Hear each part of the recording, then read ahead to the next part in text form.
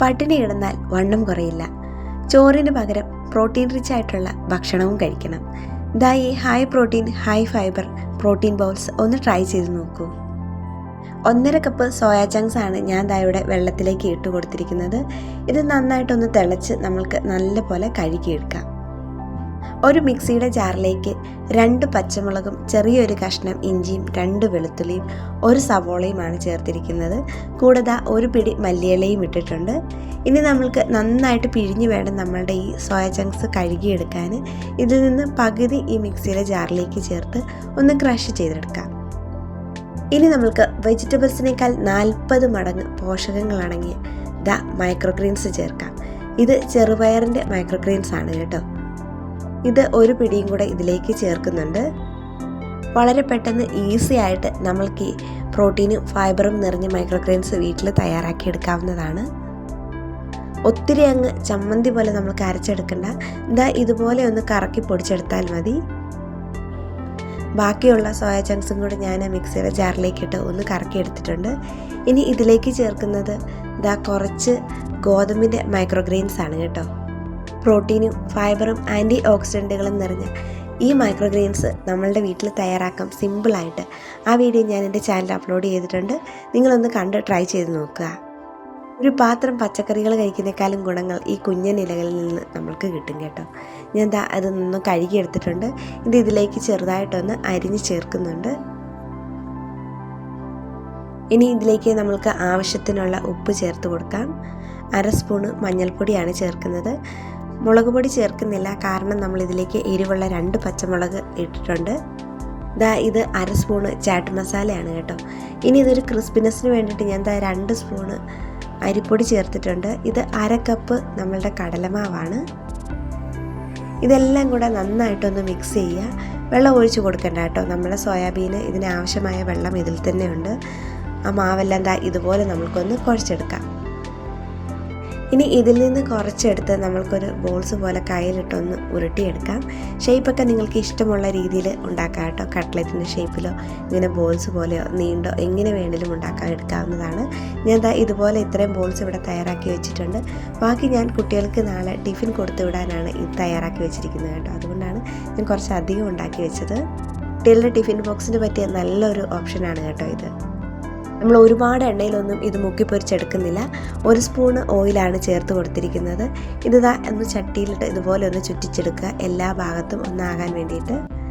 ഇനി ഇതിലേക്ക് നമ്മൾ ഉരുട്ടി വെച്ചിരിക്കുന്ന നമ്മളുടെ സോയാബീൻ്റെ ബോൾസ് ഇട്ട് കൊടുക്കാം. മീഡിയം ഫ്ലെയിമിൽ വെച്ച് ഇതൊന്ന് അടച്ച് വെച്ച് വേണം നമ്മൾക്ക് കുക്ക് ചെയ്യാൻ. നമ്മൾ ഒത്തിരി ഓയിലൊന്നും ചേർക്കുന്നില്ല, അതുകൊണ്ടാണ് അങ്ങനെ ചെയ്യേണ്ടത്. അടച്ചു വെച്ച് ഒരു 2 മിനിറ്റ് ഒന്ന് കുക്ക് ചെയ്യാം. ഇനി നമ്മൾക്കിത് തുറന്ന് കൊടുത്തിട്ട് ഇടയ്ക്കിടയ്ക്കൊന്ന് മറിച്ചിട്ട് കൊടുക്കുക. ജസ്റ്റ് ബോളല്ലേ, ഒന്ന് ഉരുട്ടി കൊടുത്താൽ മതി. അത് അടുത്ത ഭാഗം കൂടെ നല്ലപോലെ മുരിഞ്ഞ് കിട്ടുന്നതാണ്. ഇത് കുക്കാകുമോ എന്നുള്ളൊരു ഡൗട്ടൊന്നും വേണ്ട. ഒരുപാട് കുക്കിംഗ് ടൈം ഒന്നും വേണ്ടാത്തതാണ്. നമ്മുടെ സോയാബീൻ ഓൾറെഡി നമ്മൾ തിളച്ച വെള്ളത്തിലിട്ട് എടുത്തതാണ്. ഇതുപോലെ ഒന്ന് ഇളക്കിയും തിരിച്ചൊക്കെ ഒന്ന് കൊടുത്താൽ മതി. നമ്മുടെ സോയാബീൻ പെട്ടെന്ന് തന്നെ കുക്കായി കിട്ടും. ഇനി ഈ സമയം കൊണ്ട് നമ്മൾക്ക് ഇതിലേക്ക് ഒരു ഡിപ്പാണ് ചേർക്കുന്നത്. അത് നമ്മൾക്ക് ഗട്ട് ഹെൽത്തിന് വളരെ ആവശ്യമായ യോഗേർട്ട് കൊണ്ടിട്ടാണ് കേട്ടോ നമ്മളത് ഉണ്ടാക്കുന്നത്. അത് നമ്മൾക്ക് തയ്യാറാക്കിയെടുക്കാം. ഒരു ബൗളിലേക്ക് ഞാൻ 200 ഗ്രാംസ് യോഗേർട്ടാണ് ചേർത്ത് കൊടുക്കുന്നത്. ലോ ഫാറ്റ് വേണം എടുക്കാൻ. നമ്മൾ വെയിറ്റ് കുറയ്ക്കാനും വയറും വണ്ണവും ഒക്കെ കുറയ്ക്കാനുള്ളവർ എപ്പോഴും ലോ ഫാറ്റ് യോഗേർട്ടൊക്കെ എടുക്കാൻ ശ്രദ്ധിക്കണം. ഇനി ഇതിലേക്ക് ഞാൻ 1 സ്പൂണ് ഹണിയാണ് ചേർക്കുന്നത്.